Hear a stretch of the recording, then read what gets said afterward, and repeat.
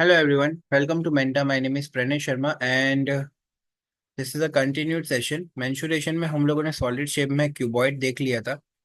तो आज हम लोग थोड़ा बहुत और उसको डिस्कस करेंगे, उसके बाद में विल मूव टू क्यूब।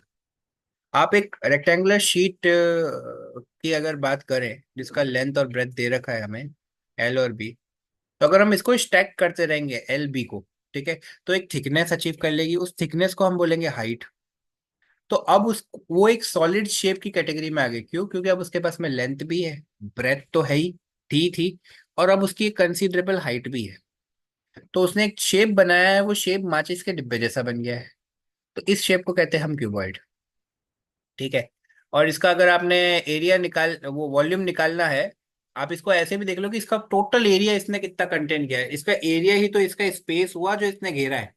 तो इस केस के अंदर जो एरिया है वो वॉल्यूम कहलाएगा, क्योंकि amount of space occupied by something in space is known as its volume. ठीक है। तो एल इंटू बी तो उसका एरिया ही था। और कितनी ऐसी शीट्स है? एच। तो L into B into H sheets हो गई पूरी की पूरी। ठीक है, एच टाइम्स तक सारी शीट्स हो गई, सबको ऐड किया। तो एल बी एच उसका वॉल्यूम आ गया कि इसका टोटल स्पेस इतना इसने ऑक्यूपाई किया है, क्योंकि सारी शीट का एरिया ये होगा। ठीक है। क्वेश्चन था, नॉर्मल था, तो इसका सोल्यूशन भी डायरेक्टली अपेंडेड है। मैच बॉक्स का एल बी एच दे रखा है, आपको वॉल्यूम निकालना है, L into B into H निकाल दिया बस। ठीक है। और ये भी एक सॉल्यूशन डायरेक्टली अपेंडेड है। Just a second people, just a second. Let me stop sharing the screen. ऐसा क्यों? क्योंकि मेरे ख्याल से आपको सीधे सीधे इसके जो आंसर्स हैं वो थोड़े ज़्यादा गलत ढंग से आ रहे हैं। एनोटेट नहीं हो पा रहा है कुछ, या फिर ठीक है, चलो I I present my screen, not an issue.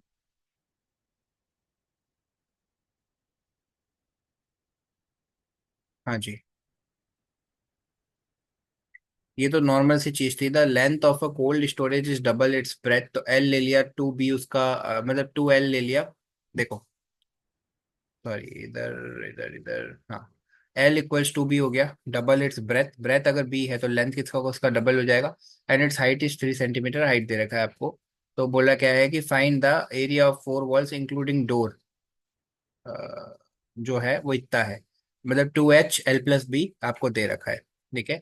आपने सब सब्स्टिट्यूट किया, बी की वैल्यू आ गई, बी की वैल्यू आ गई, फिर आप एल बी एच निकाल लो। That's how it is. ये कैसे करेंगे? वॉल्यूम कितना? एल बी एच होता है volume, L into B into H.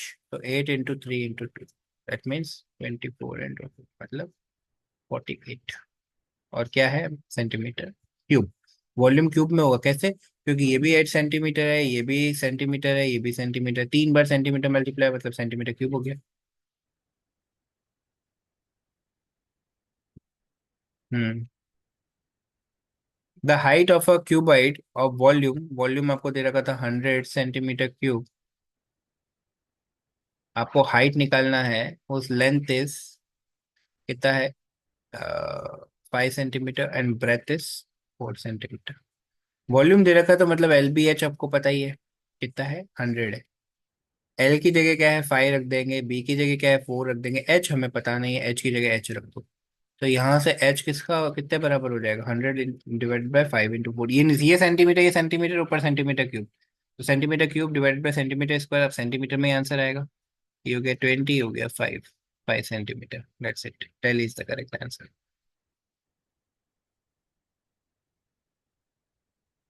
Surface area and volume of cube. अब हम बात करते हैं क्यूब की। क्यूब में क्या होता है? लेंथ, ब्रेथ और हाइट सेम होता है। जैसे क्यूबॉइड के अंदर अलग होता है ना, इसमें ऐसा नहीं होता है। ठीक है। तो लेंथ, ब्रेथ, हाइट अगर सेम है तो उसके केस में वॉल्यूम जो होता था आपका, उसके केस में वॉल्यूम होता था L into B into H. जब इसमें सभी सेम है तो एल ही ले लो उसको, एल इंटू एल हो गया। तो ये एल क्यूब हो गया। इसका वॉल्यूम आता है एच क्यूब, जो भी एच होगी उसका क्यूब, या साइड लेंथ का क्यूब। ठीक है। हम इसकी सरफेस एरिया की बात करेंगे। उसके अंदर सरफेस एरिया क्या होता है? टोटल सरफेस एरिया क्यूबॉइड के अंदर 2lb+bh+hl। इसमें सब बराबर होता है तो ये हो जाएगा 2। ये कितना हो जाएगा? L² + B² + H²। ठीक है। यही होगा, और फिर भी ये बराबर है तो ये कितना होगा? सबको एल ले लो, क्योंकि एल बी एच बराबर ही है। तो ये कितना होगा, 2 × 3 टाइम्स L स्क्वायर। ये कितना हो गया, 6 × L स्क्वायर, मतलब 6 एच स्क्वायर, जो भी एच होगी वो टोटल सरफेस एरिया आ गया इसका। ठीक है, कुछ इस तरह का ये दिखेगा। सभी बराबर है इसके डायमेंशन वाइज। तो ये मैंने बताया 6 एच स्क्वायर मतलब 6 ए स्क्वायर। अगर आप सबका एरिया निकालेंगे, ए इंटू ए स्क्वायर का एरिया। वैसे ही लेटरल सरफेस एरिया टॉप और बॉटम उड़ा दो, तो इसके अंदर टॉप और बॉटम उड़ाओगे तो 4 × साइड स्क्वायर होगा। उसके अंदर 2 H L+ भी होता था, इसके अंदर 4 × साइड स्क्वायर। क्योंकि टॉप बॉटम भी उड़ा दोगे तो ये बाकी के तो एरिया सेम है ना। ठीक है, find the surface area of a cube of H 6 centimetre. तो 6 × H स्क्वायर हो गया, बस आंसर आ गया। A die, if a die needs to be painted completely, how much area needs to be painted if the edge इतना major कर रहा है, मतलब 6 × H का स्क्वायर कर दो, तो 6 × 2 का स्क्वायर कर दो, तो ये गया 6 × 4, मतलब 6 × 4 कितना हो गया, what it is, 24 centimetre square. आ गया आपका answer. What is the difference between total surface area and lateral surface area? ठीक है, टोटल सरफेस एरिया कितना होता है 6 H square, lateral surface area कितना होता है 4 L स्क्वायर। ठीक है, और डिफरेंस पूछा है। एज आपको 10 मीटर दे रखी, तो यहाँ पे मार्क कर दो कि हो गया 10 का स्क्वायर, -4 इंटू ये हो गया 10 का स्क्वायर। यहाँ से आप 10 स्क्वायर को कॉमन ले लो, तो ये कितना हो गया 6 - 4, ये कितना हो गया 100, और ये कितना हो गया 2, मतलब 200 मीटर स्क्वायर। आ गया डेली। वॉल्यूम ऑफ अ क्यूब मैंने आपको बताया था कैसे ड्राइव करेंगे। उसका वॉल्यूम कितना होता था, L × B × H होता था। तो इसका वॉल्यूम कितना होगा, A × A × A होगा, क्योंकि सभी बराबर है, मतलब A का क्यूब। ठीक है, this is how things work.